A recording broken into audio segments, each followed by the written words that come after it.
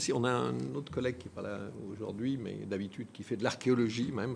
Moi, je vais pas aussi, je redescends pas jusqu'au Moyen Âge. Je suis plus restreint. Je suis très Troisième République et sur nos affaires, sur les valeurs sociales, par exemple le solidarisme de Léon Bourgeois et l'individualisme d'Alain. Voilà. Et sur ce que j'ai entendu, voilà, moi, je crois vraiment à la volonté politique. Je crois que, et on a tous à notre échelle, parce qu'on a eu d'autres mandats, des mandats locaux où on a pu avoir, je veux dire, des réussites, enfin des réalisations.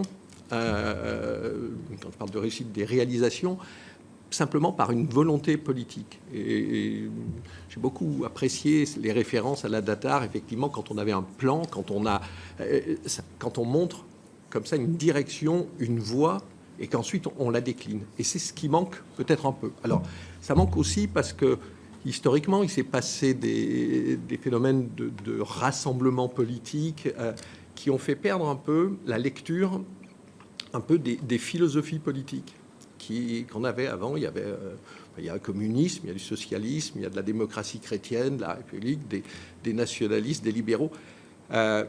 Et la capacité de faire des coalitions, encore faut-il savoir où elles sont.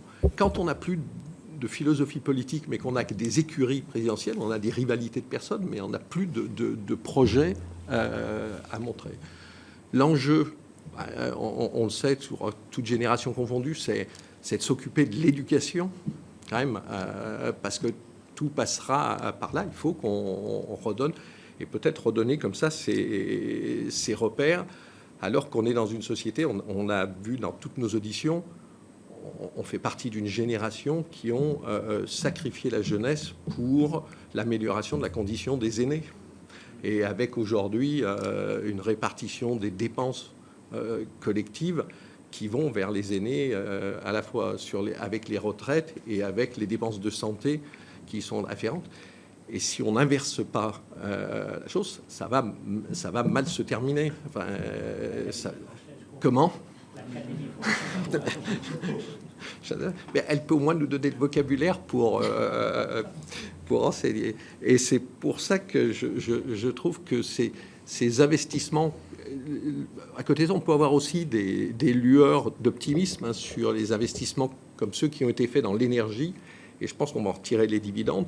On a besoin de l'énergie, on a besoin de l'eau pour pouvoir développer cette intelligence artificielle, ces data. Et on a, je pense, des avantages compétitifs. Encore faut-il en avoir conscience et encore faut-il vraiment investir. Alors on sait qu'on a sûrement à y amener une partie de l'épargne parce qu'on ne peut pas rester frileux toute notre vie, mais ça c'est un comportement de génération vieillissante.